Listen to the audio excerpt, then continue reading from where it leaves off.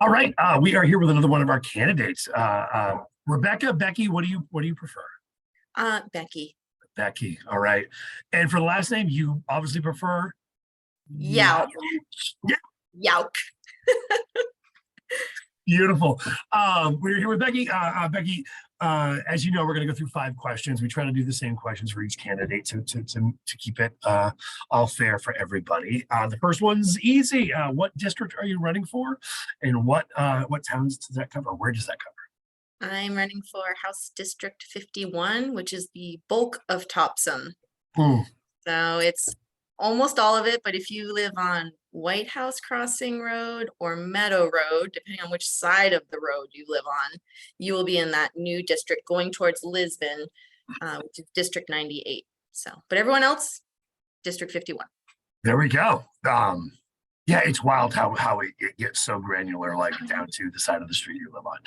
Yeah. Totally. Sometimes I drive down those roads and you see different signs on, like, oh, Yeah, you're on the seriously. same road and you have different.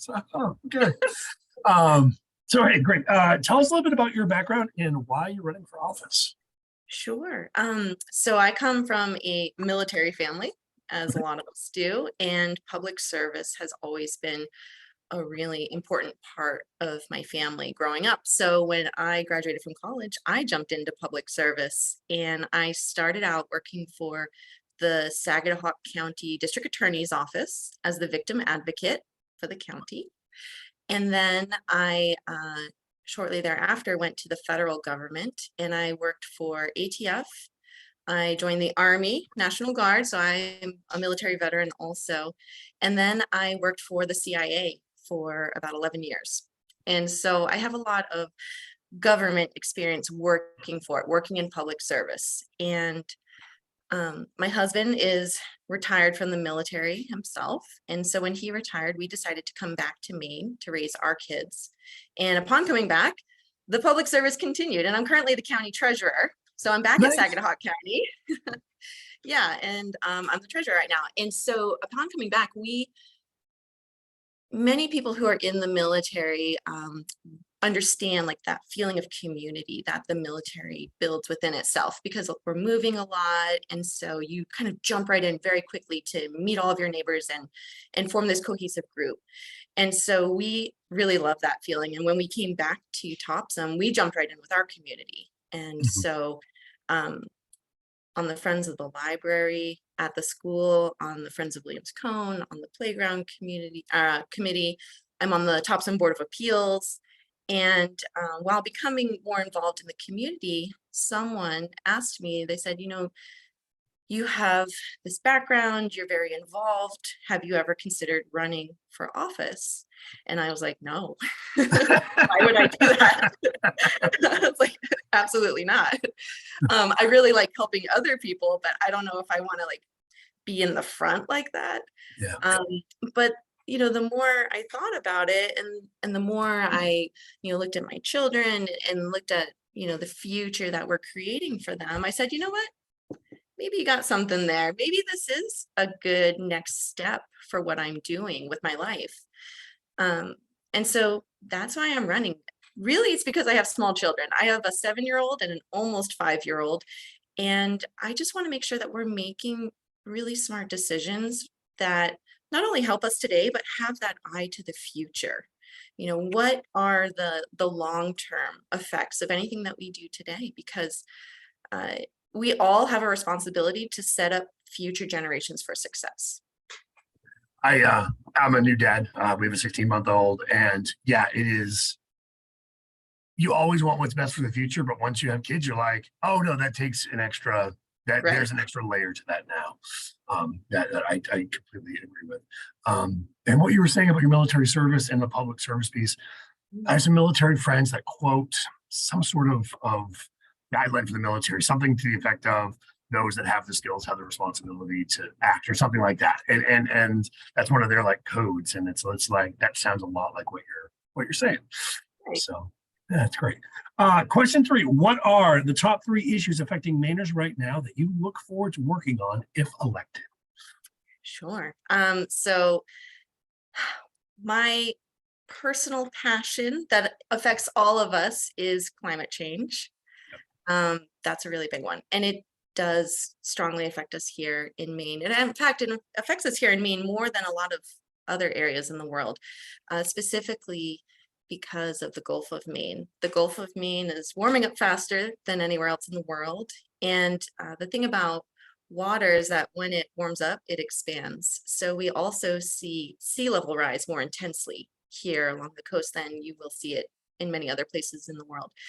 And so one thing I'm doing right now is I am finishing up my master's degree in statistics. I'm in my second to last class currently, and I do all of my projects on climate data, and specifically water data is where my personal interests lie. So I'm really proud of Maine because we've done a lot of really good work addressing climate change. Back in 2007, Maine joined the Regional Greenhouse Gas Initiative, which is the RGGI.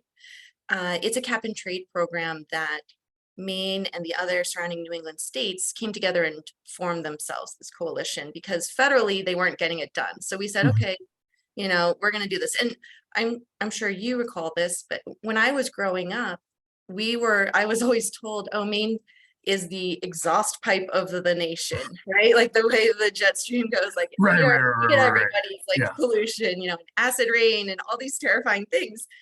And so no matter what, we have to like deal with this because it's going to happen to us. So I'm really proud of what Maine has been doing already. So with cap and trade, with the RGGI, we take the revenue from that and we actually invest it into programs in Maine, like the Efficiency Maine, weatherization programs, things like that, to help Mainers deal with the changes that we're experiencing, and especially like our winter times.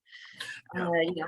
Weather changes, temperature changes, more rain than we ever got before. We used to get a lot more snow and now we're getting more rain. So it impacts us a lot, and it impacts us in our economy too. For instance, ski resorts in the wintertime are now spending more than half of their budgets to make snow. Whereas that was never a really issue. So we have a lot of things we have to do. It impacts our infrastructure. Right now, if you go up Route 1, right by the Taste of Maine, they're actually raising the road there because it would always flood. There's that dip right by Maine, right? So these are things that I want to make sure that we are prioritizing, because we can't stop what's happening, but we do need to be proactive in adapting to what's happening. So that's a big thing for me. Also, affordable childcare and affordable housing are two huge ones for me. Yeah. We talk a lot in Maine about having a worker shortage, having lots of jobs with no one to work for them. And I think a big part of that problem is that it's really hard for young people in young families to stay in Maine, to live in Maine. And I think two of the reasons why it's difficult is because of affordable housing and affordable childcare. We are lacking in both of those. And my family is one of those families where we couldn't afford childcare. So that's why I stayed home. When we came back to Maine, I resigned from working for the federal government. We came back and I was like, okay, I will go to school at night and stay home with our kids during the day. Right. And because it is very expensive, and there are programs out there for assistance, but to qualify for those, you really have to have a very, very low income. And so there's a big group of people that just don't qualify. And so there's ideas out there that I think we need to really explore and try implementing. And another great candidate out there is Cheryl Golick, and she and I have been talking a little bit about this. And one of the things is there a way for us to incentivize large corporations in Maine? LL Bean, the University of Maine system, BIW, WEX, IDEX, some of these larger corporations to say, hey, you guys should put on-site childcare on your campuses. You will retain your employees better. You will have fewer, sick days, late days, things like that, because people are bringing their children right with them. When I worked for the CIA, we had on-site childcare and it had a 2-year wait list. That's how popular it was. Yeah. And if every big business would start doing this, I think it will attract more employees, and it'll just make life a little bit easier for parents. Another thing is we need universal pre-K. Here in my town, in Topsham, there are 16 spots for pre-K, and there were 40 kids that applied this year. Now, sometimes we can work out a deal with Head Start that's in Brunswick, and they will have some spots that they'll let us use too. But there are kids that get turned away every single year. And so part of this is funding, part of this is space, but those are both things that we can deal with. Like we can make that happen. And So, yeah, go ahead. let me jump on the workforce stuff. So our chamber feels very strongly about the housing and the childcare, and a couple of things just in that. One, we're starting some working groups as well to look at housing and childcare specifically. So you actually hit on our two big issues. And so the part of the problem in the workforce for that is that workforce development people have never had to look at the societal issues before. We've always had more people than we've had jobs, and now we've got more jobs than people. And so they're just getting into the idea of like, oh, wait, we got to start looking at the societal issues to make employees out of that population of employees that can't work right now. Because I'm in the same situation. You know, we can't afford 5 days of childcare. And so my wife works from home, and 2 days a week we put him in childcare, and 3 days a week she works and watches him. And that's the situation out there for a lot of people with childcare or senior care and a lot of different things. And it's really affecting workforce availability. Another idea that I just wanted to plant the seed with on you, and we can talk about it offline a little bit more, is near site childcare. So same idea that you had, but like stay in the Topsham Mall. If they had an open commercial space, having a childcare center there, and then having 5 or 6 businesses help subsidize that, maybe not the entire cost, but part of the cost, and only their employees' kids could use it. Like, what does that do for retention? And so there are some ideas that are bubbling about, but what we need is to get the cross-community collaborative of some of the businesses and the legislators and the municipalities kind of all coming together. And I feel strongly that that's the chamber's role, is to be the convener. Like, I don't know all the answers, but let's get the people in the room to talk about it. So we can talk more about that offline, but I just wanted to like throw that. No, I love that. Well, and so along with that, when we're looking at new housing being built, I think it would be great if, you know, if you're planning a neighborhood or an apartment building or something, you make it mixed use. You know, if you have a big apartment building going in, make one of those floors a childcare floor. You know, if you have a big neighborhood going in the middle of that neighborhood, put a community center that could be used for childcare. And this is something that, having been in the military, every time we lived in military housing, I grew up in military housing, there's always some sort of center there. There's playgrounds there. There's things for families. And I feel like we've really gotten away from that in the civilian world, let's say. You know, I look at the neighborhoods in Topsham, and none of them have playgrounds in them. Even the ones that were very deliberately built and geared towards young families, as far as sizing and pricing, there's nothing else there. There's no playground. There's barely sidewalks. See, I love that mixed use idea. Someone had suggested in some of our conversations, what about a child care center that has housing for the employees of the child care center upstairs? And that's part of their package for working at the child care center. Like, there's some really wonderful creative ideas, but it's not going to happen with just one group, you know, pushing those things forward. It's going to take all of us. Right. We all have to work together, and we just need one place to do like a proof of concept. That's it. And same with like, you know, having the on-site childcare at a company. If we get one place to do it, then all the rest will say. And if it was a big enough company that would do it, they could also build a partnership with nearby smaller and medium-sized businesses and say, hey, you know, we've got the giant campus to put this facility here, but our neighboring businesses, you can join in with us and help us subsidize this. And then we get to that next level of paying that childcare workforce, implementing that in our community college system, and how does that work? How do we make sure that we're paying those workers enough so that they stay there and they'll go other places without charging the parents more than they can afford? So there's a lot of things that policy wise we can start to figure out together. So and it builds community, and a lot of people are missing that. I mean, what it could do for retention and attraction of employees is hands down. I would choose the place that had childcare over the place that didn't. There's no question. That's it. Question number 4: if voters could only know 2 things about you before they fill out their ballot, what would those 2 things be?